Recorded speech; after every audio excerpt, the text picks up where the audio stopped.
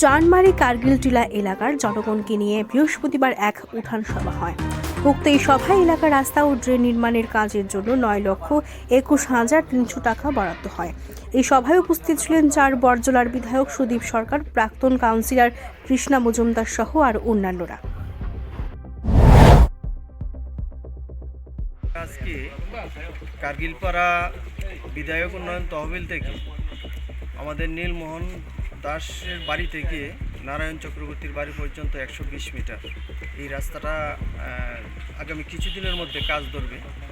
তো আমরা আজকে এসেছিলাম রাস্তাটার অবস্থাটা দেখার জন্য। আমরা এলাকার যারা আছেন অভিভাবকরা তাদের সঙ্গে কথা বলি। এই জায়গার মধ্যে আমাদের যে কাজের যে 9,21,300 টাকা বরাদ্দ, সিসি রুট উইথ ড্রেন। আমার এই জায়গার মধ্যে বক্তব্য এলাকাবাসীর কাছে যাতে কাজের গুণগত মান ভালো থাকে এবং রাস্তাটা যাতে টেকসই ভালো হয়। আমরা এই সময়ের মধ্যে লক্ষ্য করছি বিভিন্ন জায়গায় বিভিন্ন সময় যে কাজকর্মগুলি হচ্ছে গুণগত মান তেমন একটা ভালো হয় না।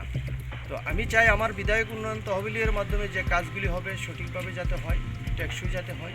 আমার সঙ্গে এলাকার যারা অভিভাবক আছেন তারাও একসঙ্গে সহমত পোষণ করেছেন যাতে সঠিক এবং সুন্দরভাবে কাজটা হয় এবং কাজটা করার ক্ষেত্রে যিনি কাজ পাবেন যাতে সঠিকভাবে হয় তারা সহযোগিতার হাত বাড়িয়ে দেবেন।